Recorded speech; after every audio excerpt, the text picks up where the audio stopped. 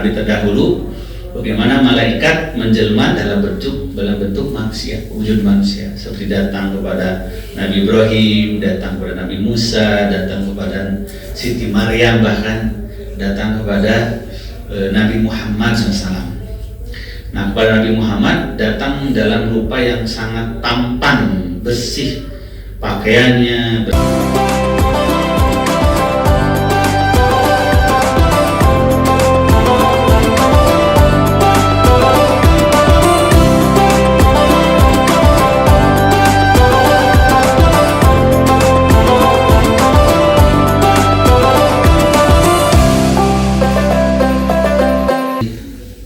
Penunaian ibadah saum Ramadan kita di hari pertama, maka langkah baiknya kita mengingatkan kembali tentang apa pokok-pokok prinsip-prinsip dari ajaran Islam dalam membentuk umatnya sebagai pribadi-pribadi mukmin muslim yang sejati. Kalau kita perhatikan, banyak sekali Allah Tabaraka wa Ta'ala mengajarkan kita dengan macam-macam ibadah, dan hampir semua ibadah itu dilaksanakan berulang-ulang untuk menanamkan kepada diri kita sebagai manusia yang pelupa. Sifat manusia itu yang utamanya adalah amnesian, pelupa. Bahkan para ahli bahasa menelusuri kata insanun itu dari kalimat nisyanun, artinya adalah pelupa. Jadi dari non sinya, nasya, artinya adalah lupa. Diambil dari firman Allah di dalam surah Toha kepada Nabi Adam, walaqad ahidallahu ila adama panasya minhu. Allah itu telah mengambil perjanjian kepada Adam dan kepada putra-putrinya, anak cucunya. Panasya, jadi lupa. Jadi sifat dasar manusia lupa. Makanya ada ungkapan al-insanu mahalul khoto wa nisyan. Manusia itu memang tempatnya lupa dan keliru dan lupa. Wa khairul khotoin, dan sebaik-baik orang yang keliru, yang lupa itu at-tawwabun, orang yang bertaubat. Nah, makanya kenapa dibuka pintu taubat, karena sifat manusia yang pelupa. Dan lupa itu ada yang berdampak positif, ada yang berdampak negatif. Kalau lupa yang manusiawi itu banyak positifnya, karena kalau kita ini tidak diberikan sifat lupa oleh Allah Subhanahu wa Ta'ala, apa saja selalu ingat, itu juga jadi beban pikiran manusia. Kita umpamanya masuk ke WC, keluar WC, lalu kita makan, nggak lupa apa yang tadi di WC, itu makan nggak bakal enak, betul nggak Pak Fikri? Jadi lupa itu juga hikmahnya besar. Dengan lupa yang buruk, kita jadi ingat yang baik.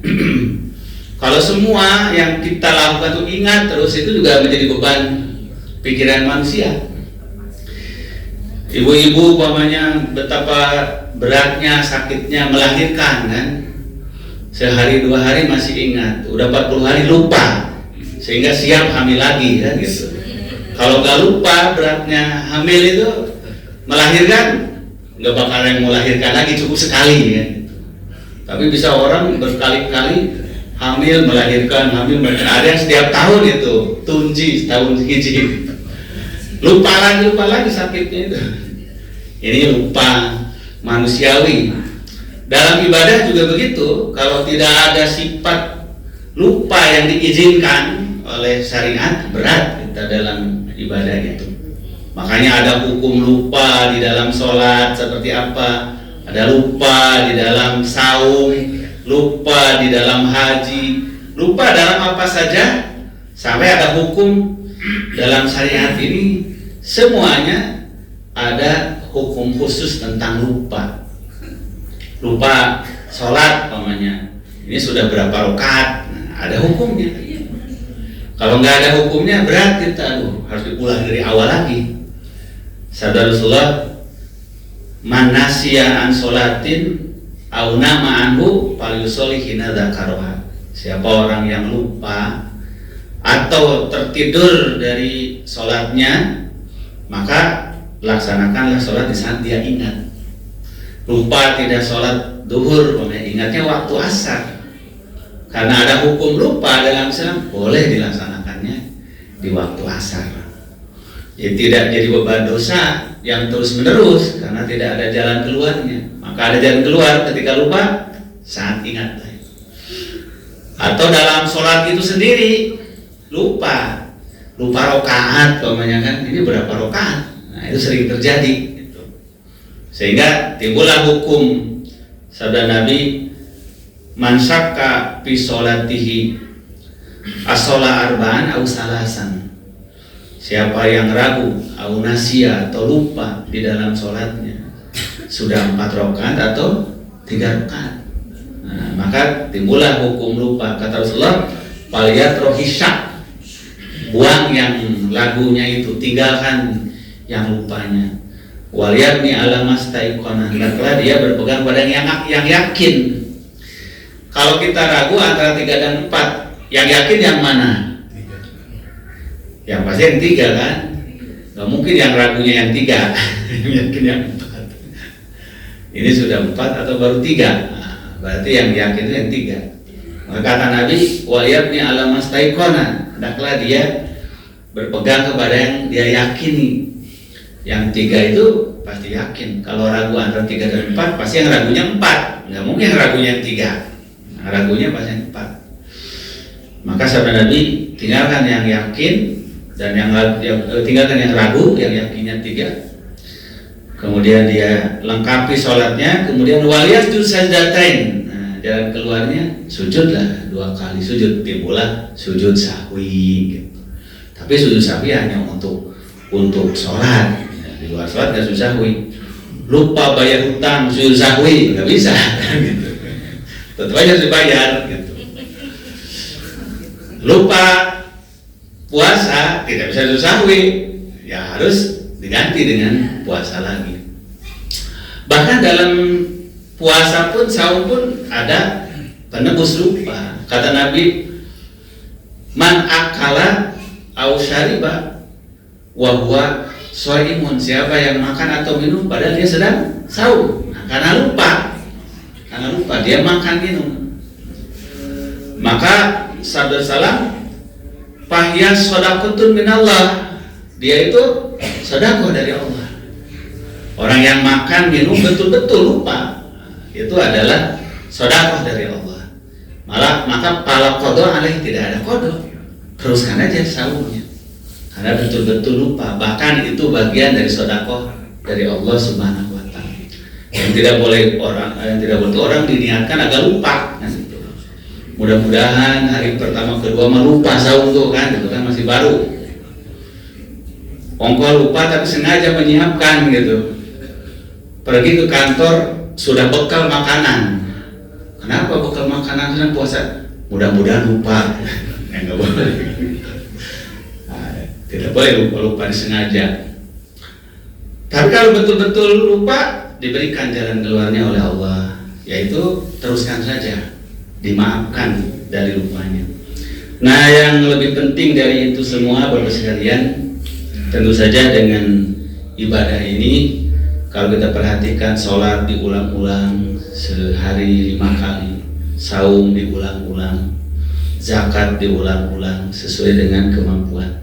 Tapi kalau haji cukup seumur hidup 1 kali, mengulangnya menjadi sunnah. Kalau saum yang wajibnya seumur hidup sekali, sisanya diulang-ulang sunnah, wah itu pasti orang pada senang. Cukup sekali seumur hidup yang wajibnya. Tapi untuk semua ibadah diulang-ulang wajibnya. Tapi kalau untuk haji 1 kali seumur hidup.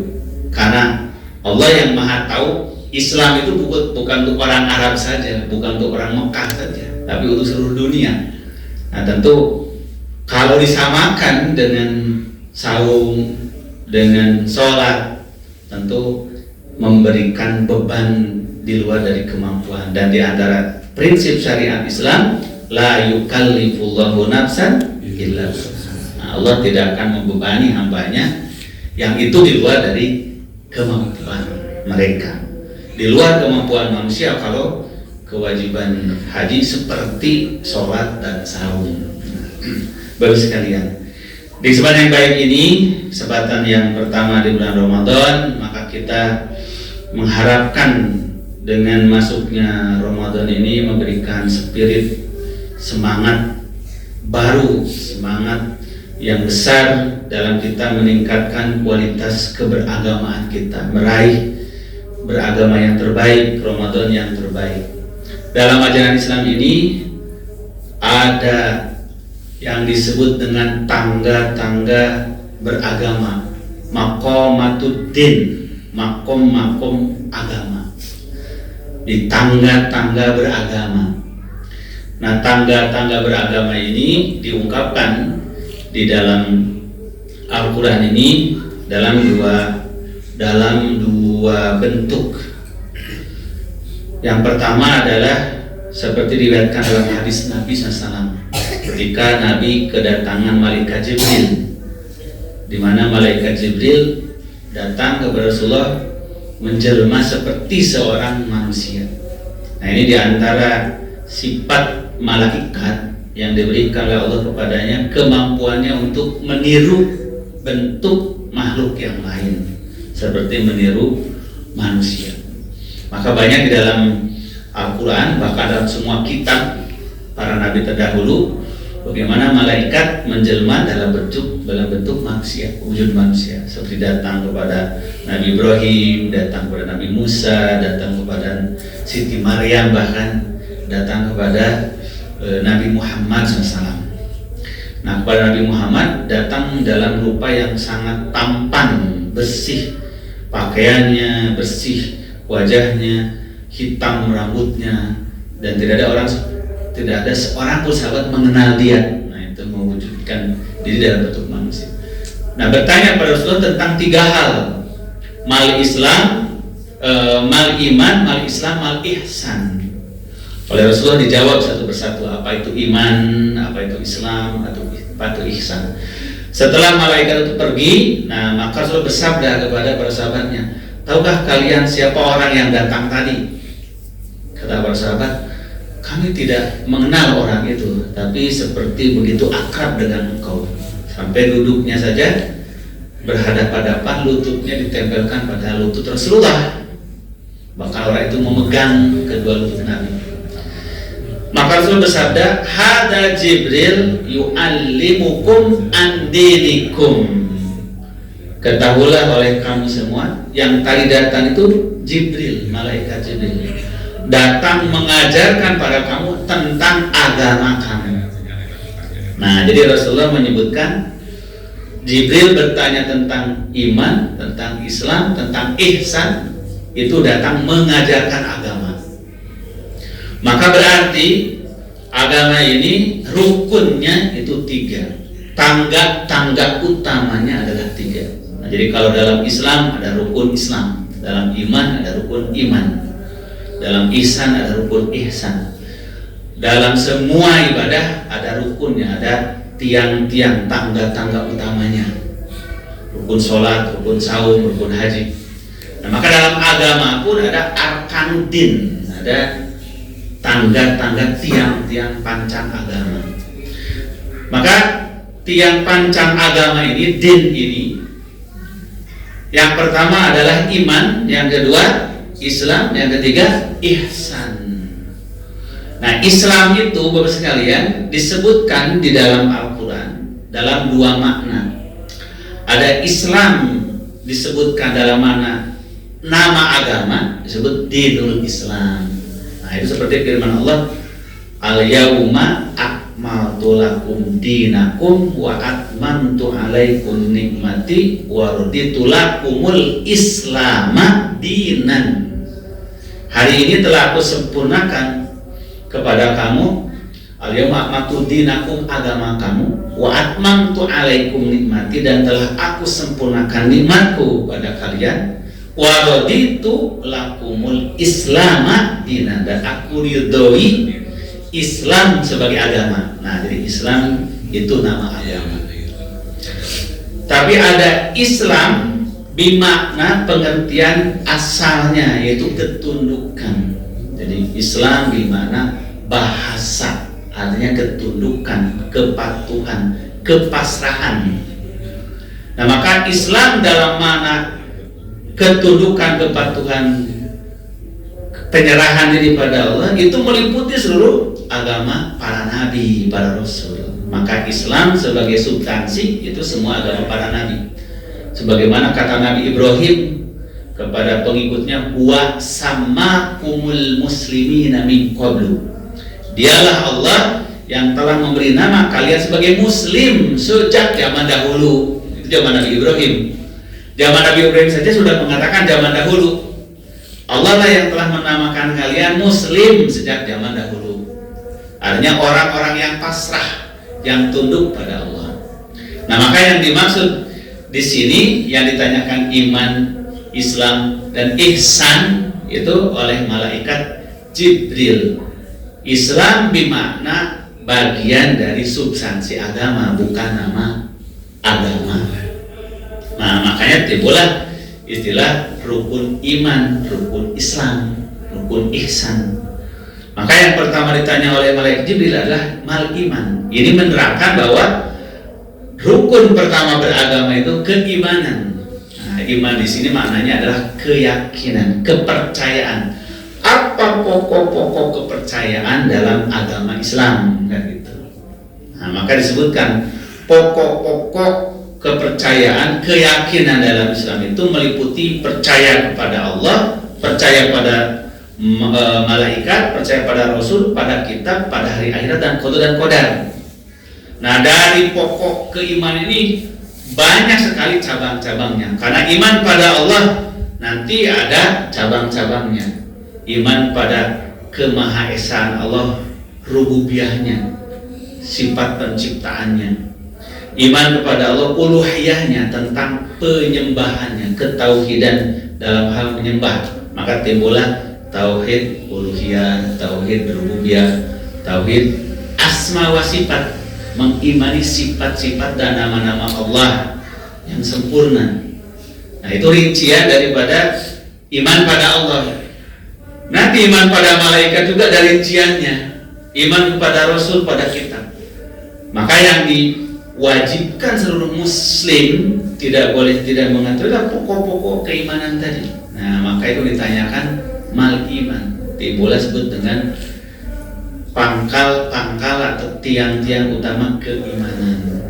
Jadi iman adalah dasar atau tangga pertama di dalam beragama. Dalam agama Islam ini pangkalnya iman.